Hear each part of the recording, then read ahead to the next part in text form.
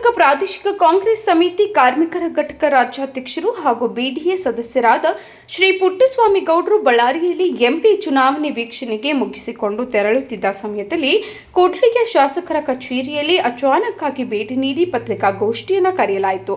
ಈ ಸಂದರ್ಭದಲ್ಲಿ ಮಾತನಾಡಿದ ಅವರು, ಕಾಂಗ್ರೆಸ್ ಪಕ್ಷವು ಸುಸೂತ್ರವಾಗಿ ಜನಗಳಿಗೆ ಗ್ಯಾರಂಟಿಗಳನ್ನು ಅರ್ಪಿಸುತ್ತಾ ಬಂದಿದೆ.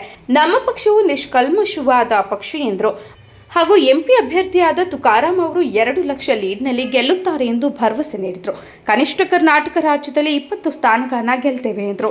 ಶಾಸಕರ ಸಹೋದರರಾದ ಎಟಿ ತಮ್ಮಣ್ಣವರ್, ಕಾಂಗ್ರೆಸ್ ಯುವ ಮುಖಂಡರು ಕರ್ನೂಲ್ ಮಲ್ಲಿಕಾರ್ಜುನ್ ಗೌಡ್ರು, ಸುನೀಲ್, ರಾಜ್ಯ ಕಾರ್ಯದರ್ಶಿಗಳಾದ ರಾಯಲ್ ಸಿದ್ದಿಕ್, ರಾಜ್ಯ ಜಂಟಿ ಕಾರ್ಯದರ್ಶಿಗಳಾದ ಎಸ್ಎಂ ಮಹೇಂದ್ರ ಸ್ವಾಮಿ ಹಾಗೂ ಜಿಲ್ಲಾ ಉಪಾಧ್ಯಕ್ಷರಾದ ರಾಘವೇಂದ್ರ ಉಪ್ಪಾರ್, ಜಿಲ್ಲಾ ಪ್ರಧಾನ ಕಾರ್ಯದರ್ಶಿಗಳು, ಉಮಾ ಮಹಿಳಾ ಪ್ರಧಾನ ಕಾರ್ಯದರ್ಶಿಗಳು, ಚಂದ್ರಪ್ಪ ಅಸಂಗಡಿಗತರು, ತಾಲೂಕು ಅಧ್ಯಕ್ಷರು ಕೆಕೆ ಹಟ್ಟಿ, ಹನುಮಂತಪ್ಪ, ತಾಲೂಕು ಉಪಾಧ್ಯಕ್ಷರು ಬಿ ಓಬಳೇಶ್, ಇನ್ನೂ ಹಲವು ಕಾಂಗ್ರೆಸ್ ಕಾರ್ಮಿಕ ಮುಖಂಡರು ಉಪಸ್ಥಿತರಿದ್ದರು. ಡಿಪಾರ್ಟ್ಮೆಂಟ್ ಅವರು ಅವರದೇ ಗೌರ್ಮೆಂಟ್ ಕೊಡ್ತಾ ಇರ್ತಕ್ಕಂಥದ್ದು ಅನೇಕ ಸುಮ್ಮನೆ ರೈತರ ಆದಾಯ ದ್ವಿಗುಣ ಮಾಡ್ತೀವಿ, ಆಕಾಶನೇ ತಂದು ಕೆಳಗಡೆ ಇಡ್ತೀವಿ ಅಂತ ಹೇಳಿದಂಥ ಮಹಾಪುರುಷರು ಇವತ್ತು ಬರೀ ರಾಮ ಲಕ್ಷ್ಮಣ ಸೀತೆ ಆಂಜನೇಯ.